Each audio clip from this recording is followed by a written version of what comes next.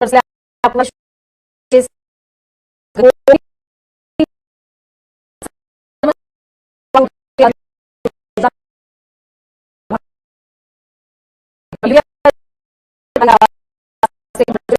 को घर की चल भी वितरित करी है। इस दौरान सीएम योगी वीडियो कॉन्फ्रेंसिंग के माध्यम से लाभार्थियों से संवाद भी करते नजर आए। देवी जी, ये काशी वासियों का तो सौभाग्य है कि आप लोगों के सांसद प्रधानमंत्री मोदी जी हैं।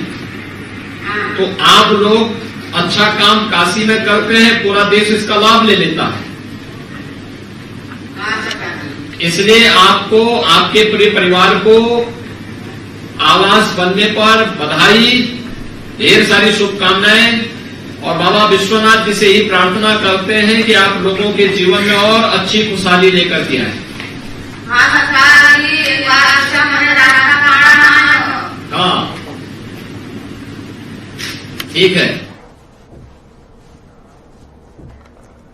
वहीं यूपी के पूर्व मुख्यमंत्री कल्याण सिंह की 13वीं अलीगढ़ के अतरौली स्थित केवीएम इंटर कॉलेज में आयोजित की जा रही है। इस मौके पर यहां शुरू हुए ब्रह्मभोज में रात करीबन 1 लाख लोगों के शामिल होने की संभावना जताई जा रही है, जिसके लिए 1400 हलवाइयों और कारीगरों ने तरह तरह के व्यंजन तैयार किए हैं। कार्यक्रम में सीएम योगी आदित्यनाथ, दोनों डिप्टी सीएम केशव प्रसाद शामिल हुई हैं। अतरौली के केवीएम इंटर कॉलेज में सामान्य और वीआईपी के लिए छोटे बड़े पंडाल सजाए गए।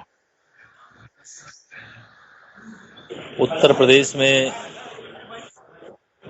जिनकी हर गांव और गली में चर्चा है, ऐसे राम भक्त, राष्ट्रभक्त उत्तर प्रदेश के पूर्व मुख्यमंत्री, जन नेता बाबूजी कल्याण सिंह जी के 13वें संस्कार में शामिल होने के लिए हम लोग आए थे। लेकिन अभी कुछ विभागीय परियोजनाओं की भी हम लोगों ने समीक्षा किया है। इसमें जो सड़कों का काम है वह तेजी से हो। माननीय कल्याण सिंह जी हम सबके मार्गदर्शक ही नहीं थे, बल्कि मैं कहूंगा कि सबसे बड़े समाज सुधारक भी थे। समाज में सबको अधिकार मिले, शिक्षा का अधिकार मिले, स्वास्थ्य का अधिकार मिले, और एक सुशासन कैसे दिया जाए, इसके एक प्रेरणा स्रोत के रूप में कल्याण सिंह जी का स्मरण हम सब करेंगे। तो वहीं आपको बता दें कि उत्तर प्रदेश के फिरोजाबाद के बाद अब मथुरा में भी वायरल फीवर ने लोगों को भयभीत कर दिया है। कोरोना संक्रमण के बाद अब तेजी से फैलते बुखार की चपेट में मथुरा के कोह गांव के कई लोग आ गए हैं। आलम यह कि इस बुखार के चलते अब तक यहां 10 बच्चों की मौत हो चुकी है। इसके बाद गांव के सैकड़ों लोग अब इस दहशत के साए में जीने को मजबूर हैं। भैया, गांव की स्थिति तो बिल्कुल एकदम खराब है। बहुत सारे लोग पलायन कर गए, घरों के ताले लगे हुए हैं। 2-4 बुजुर्ग गांव में पड़े हुए हैं। कम से कम 100 आदमी घर पलायन कर चुके हैं गांव से। 10 मौतें हो गई अब तक। रात भी एक बच्चे ने दम तोड़ दिया, 14 साल का बच्चा था, बड़ा अस्तुष्ट। प्रशासन की तरफ से कोई अमल नहीं हो रहा है, न कोई कार्रवाई हो रही है, न कोई देखरेख हो रही है सही तरीके से। उत्तर प्रदेश के फिरोजाबाद में वायरल बुखार का कहर बढ़ता जा रहा है। बीते घंटे 2 और बच्चों की मौत हो गई। सोमवार को मेडिकल कॉलेज फिरोजाबाद में निरीक्षण के दौरान मुख्यमंत्री योगी आदित्यनाथ ने जिस बच्ची कोमल से मुलाकात करी थी, उसकी भी मौत हो गई है। जिले में इस वायरल बुखार से 15 दिनों के अंदर मरने वालों का आंकड़ा 41 पहुंच गया है। मेडिकल कॉलेज की प्रिंसिपल डॉक्टर संगीता अनेजा ने बताया कि 240 बच्चे भर्ती हैं। ज्यादातर को उल्टी और डायरिया की शिकायत है।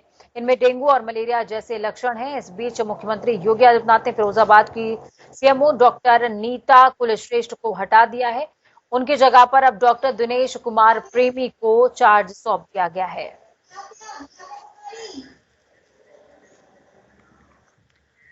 वहीं समाजवादी पार्टी अध्यक्ष अखिलेश यादव ने प्रदेश के कई जिलों में डेंगू और अन्य तरह के बुखारों से लोगों की मौतों पर चिंता जाहिर करते हुए राज्य की बीजेपी सरकार पर केवल सत्ता बचाने में व्यस्त रहने का आरोप लगाया। उन्होंने एक बयान में कहा कि उत्तर प्रदेश में लचर स्वास्थ्य सेवाओं के कारण जनता बेहाल है।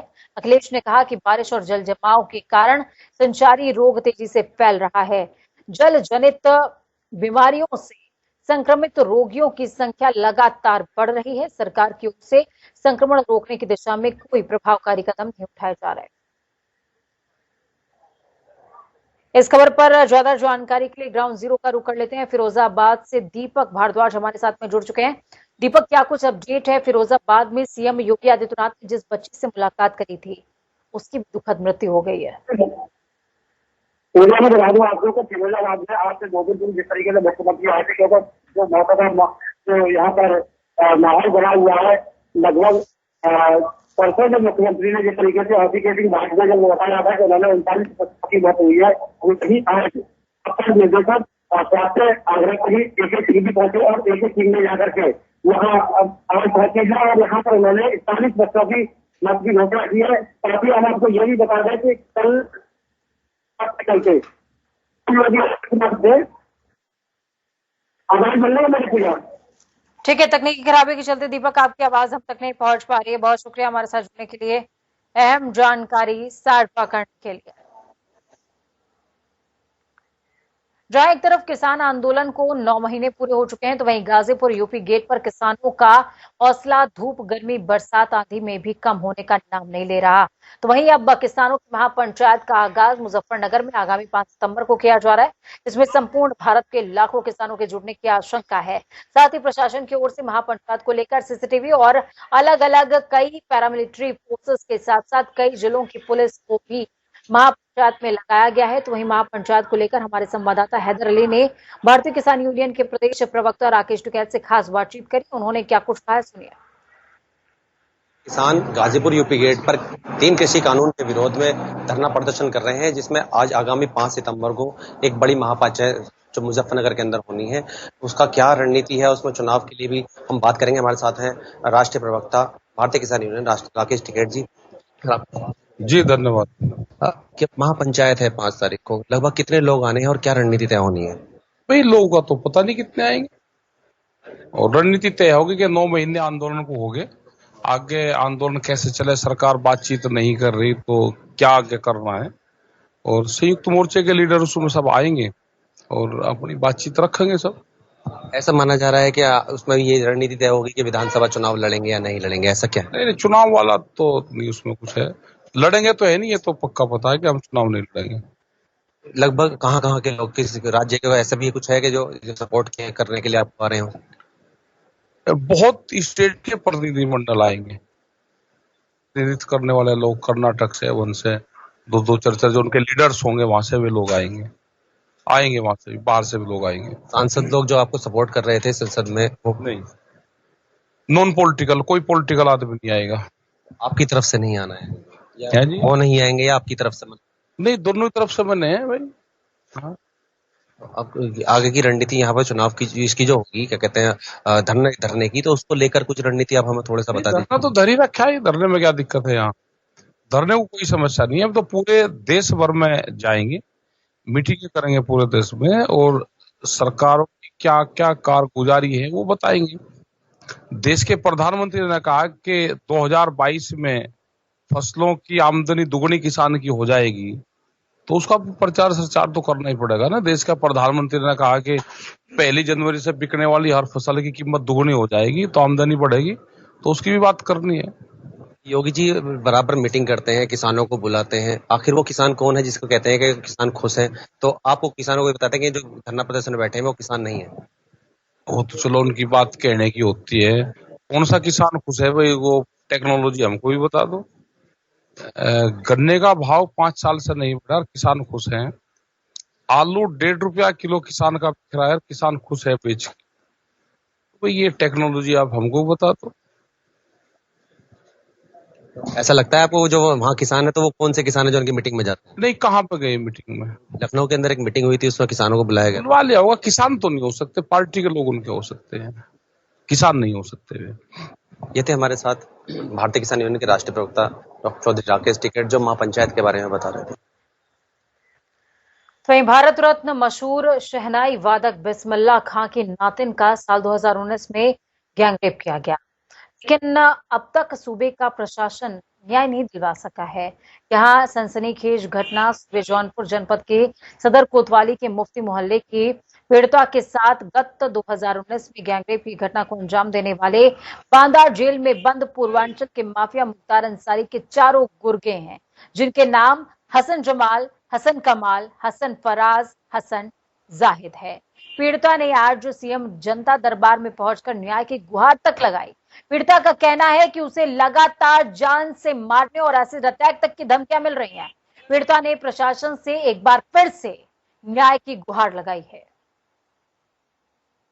2 साल से हम लोगों को परेशान किए हुए हैं। अपराधी खुलेआम घूम रहे। जब वारंट जारी हो गया है तो वारंट निकलने पर भी गिरफ्तार नहीं किया जा रहा है। बताइए, इस तरह खुलेआम अपराधी घूम रहे हैं। इस वजह से हम लोग उनके आवास में आए, उनसे कहा, उन्होंने आश्वासन दिया हुआ है कि हम इसकी जो है करेंगे, जांच करते हैं। भारत रत्न बिस्मिल्लाह खान साहब ग्रैंड डॉटर है उनकी। यही कि हमको इंसाफ चाहिए, न्याय दिलाइए। हमको न्याय की गुहार लगाए हुए हैं। बहुत हरेसमेंट किया हुआ है, गुंडा लोग हैं वो लोग। तो वहीं सपा के राष्ट्रीय अध्यक्ष और पूर्व मुख्यमंत्री अखिलेश यादव ने बीजेपी को सबसे बड़ी साजिश रचने वाली पार्टी बताया। उन्होंने कहा कि बीजेपी से ज्यादा झूठ कोई नहीं बोल सकता। बीजेपी के लोग जाति धर्म को आपस में लड़ाने की राजनीति करते हैं, इसलिए अब जनता बदलाव का मन बना चुकी है और प्रदेश में स्पष्ट बहुमत में सपा की सरकार बनेगी। इस दौरान और अखिलेश यादव ने क्या कुछ कहा है, सुनिए। ये खुशी है इस बात की कि समाजवादी पार्टी लगातार पिछले कई दिनों से यात्राएं चला रही है। याद कीजिए, जिस दिन भारतीय जनता पार्टी अपनी यात्रा शुरू कर रही थी, उनके मंत्री बने थे, उनकी यात्राओं का क्या हुआ? वहीं समाजवादी पार्टी का, जिस पार्टी के साथ गठबंधन है महान दल, उस पार्टी के राष्ट्रीय अध्यक्ष केशव, वो लगातार पीलीभीत से चल करके इटावा आए थे अपने समाज को जगाने के लिए। इसी तरह संजय चौहानों के बड़े नेता बलिया से चल करके कल लखनऊ पहुंच रहे हैं। दिल्ली एनसीआर इलाके में एक और जहां बारिश से थोड़ी राहत मिली, तो वहीं गाजियाबाद से एक दर्दनाक हादसे की खबर सामने आई, जहां पर बारिश के चलते बिजली के करंट से 5 लोगों की मौत हो गई है। घटना के बाद पूरे इलाके में डर का माहौल। जानकारी के हिसाब से करंट से मौत की ये घटना सिहानी गेट थाना क्षेत्र के राकेश मार्ग इलाके की, जहां पर बारिश से बचने के लिए कुछ लोग एक दुकान के आगे बने टीन शेड में खड़े हो गए। बारिश की वजह से सड़क पर करंट फैल गया, जिसकी चपेट में 5 लोग आ गए। ये लोग एक दूसरे को करंट से बचाने की कोशिश कर रहे थे।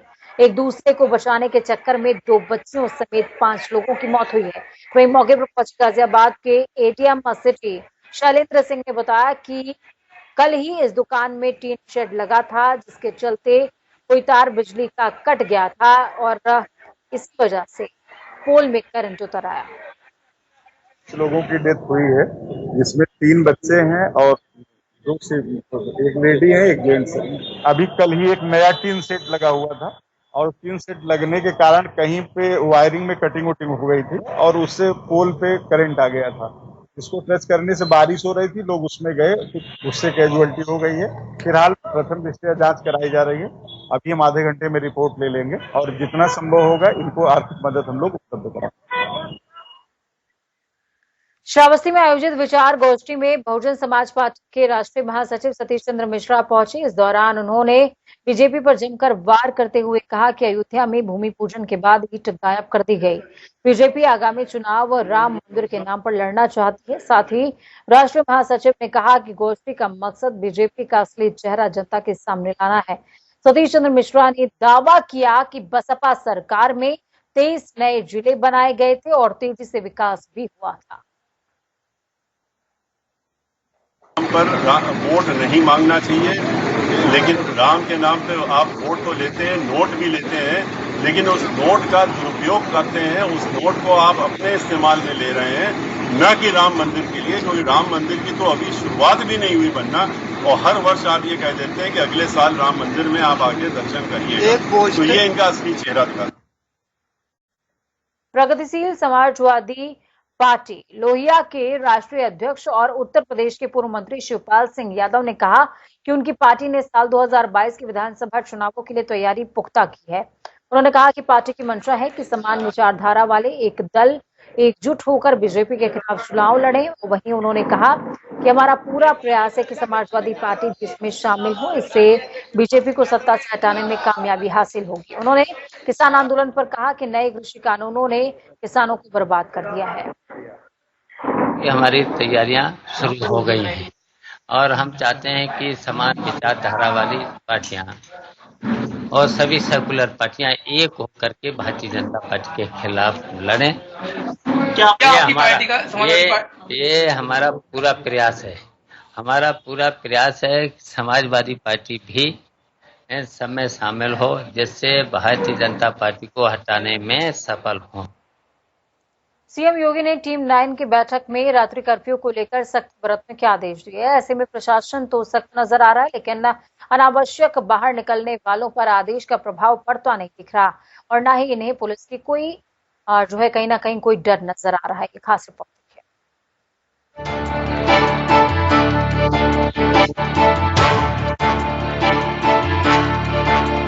उत्तर प्रदेश सरकार ने टीम 9 की बैठक में नाइट कर्फ्यू का सख्ती से पालन करने का आदेश दिया था।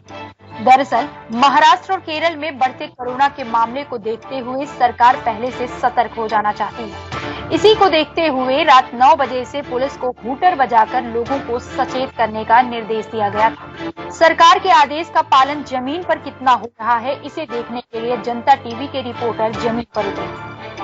कोरोना वायरस को लेकर के उत्तर प्रदेश सरकार एक बार फिर से सख्त हो गई है। जिस तरीके से तीसरी लहर आने की संभावनाएं जताई जा रही हैं, तो उसको देखते हुए मुख्यमंत्री योगी आदित्यनाथ ने कड़े कदम उठाए हैं और रात्रि कर्फ्यू को एक बार फिर से लगा दिया गया है और साथ साथ ये आदेश दिया गया है कि जो पुलिसकर्मी है वो नाइट कर्फ्यू का पूरी तरीके से पालन कराएं। सुबह रात के 10 बजे से लेकर सुबह 6 बजे तक का ये नाइट कर्फ्यू रहेगा और इस बीच ये भी आदेश दिए गए हैं कि 9 ही बजे से जो सारी दुकानें हैं उनको बंद कर दिया जाए और साथ साथ पुलिस जो सड़कों पर लोग घूम रहे हैं उनसे भी रोक के उनसे पूछताछ करे और अनावश्यक सड़क पर निकलने वाले लोगों के साथ कार्रवाई करे।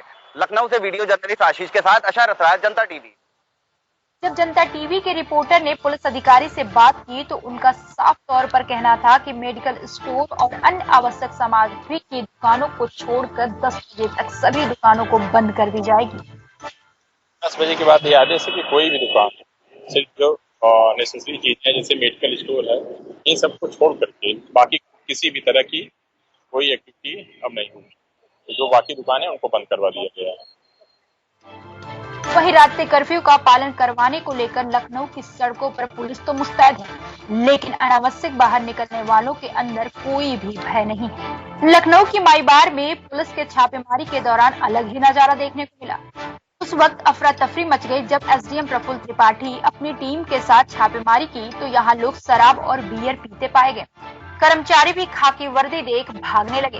हालांकि मामले की जानकारी जिलाधिकारी को दे दी गई है, जिसके बाद जिलाधिकारी के आदेश पर देर रात माईबार को सील कर दिया गया है।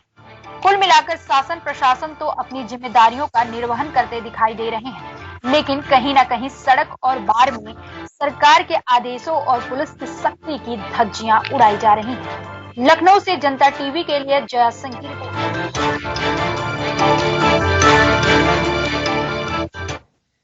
अगला मामला बलरामपुर के महरी गांव का, जहां बाढ़ कटान रोकने के लिए भ्रष्टाचार का मामला सामने आया और भ्रष्टाचार कोई लाख 2 लाख का नहीं बल्कि पूरे 3 करोड़ 18 लाख रुपए का हुआ।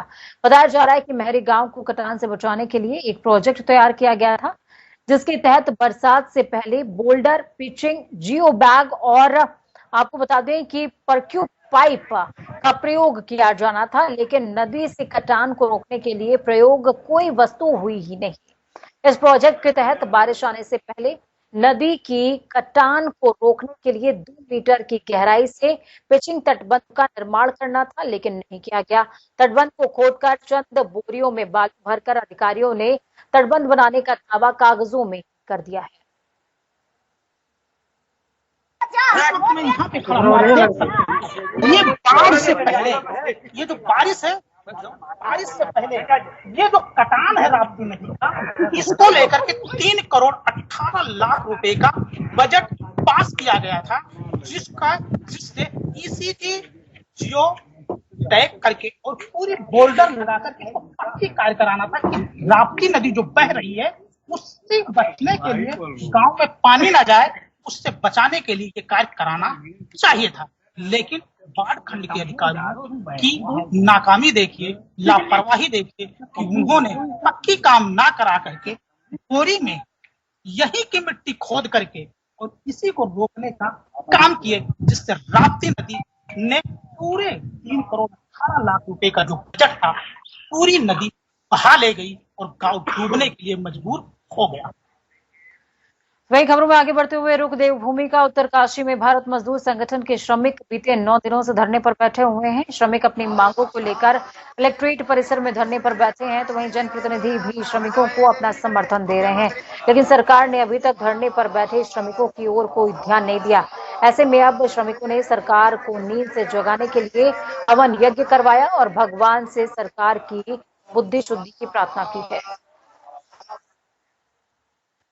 उत्तराखंड के सभी आशा कार्यकर्ताओं और आशा फैसिलिटेटर को प्रोत्साहन राशि के तौर पर 5 महीने तक 2-2 हजार रुपए दिए जाएंगे। आपको बता दें, मुख्यमंत्री पुष्कर सिंह धामी की घोषणा के क्रम में यह आदेश जारी कर दिया गया है। वहीं इससे पहले बीते रोज सीएम धामी ने उनकी मांगों पर कार्रवाई का आश्वासन भी दिया था, जिसके बाद प्रदेश में 30 दिन से चल रही आशाओं की हड़ताल खत्म हो गई। केदार घाटी के साथ ही मद महेश्वर और कालीमठ घाटी में बारिश का सिलसिला बदस्तूर जारी है। भारी बारिश के कारण लिंक मोटर मार्गों के हालात बद से बदतर हो चले हैं। मोटर मार्गों पर बने गड्ढों में पानी भरने से आवागमन पूरी तरीके से बाधित हो गया है। लोगों को परेशानियों का सामना करना पड़ रहा है, जबकि मार्ग कई जगहों पर क्षतिग्रस्त भी हो गया है। ऐसे में ग्रामीणों को जान हथेली पर रख सफर तय करना पड़ रहा है। वहीं दूसरी तरफ ग्रामीणों ने आरोप लगाते हुए कहा कि विभाग और ठेकेदार की लापरवाही के कारण मोटर मार्ग पर कभी भी बड़ा हादसा हो सकता है। पीएमजेएसवाई के अधिकारी और पीडब्ल्यूडी के अधिकारियों से बात की कि सड़क का सुधारीकरण कीजिए, लेकिन इनके पास न समय पे मशीनें हैं, न इनके कर्मचारी वहां पे पहुंचते हैं, न इनके ठेकेदार वहां पे पहुंचते हैं और वहां पे लोगों की जान माल का खतरा बना हुआ है। हम चाहेंगे कि जिला प्रशासन और सरकार इस ओर ध्यान दे और लोगों की समस्या का समाधान करे, नहीं तो एक व्यापक आंदोलन के लिए बाध्य होना पड़ेगा। बहुत जल्द हम क्षेत्रीय जनता के साथ मिलकर इसमें एक बैठक आहूत करेंगे। तो वक्त यहाँ पर छोटे से ब्रेक के उस पार खबरों का सफर लगातार जारी रहेगा। बने रहिए जनता टीवी के साथ, क्योंकि हमें आपकी ताकत, अपना और अपनों का बहुत ज्यादा ख्याल रखिए।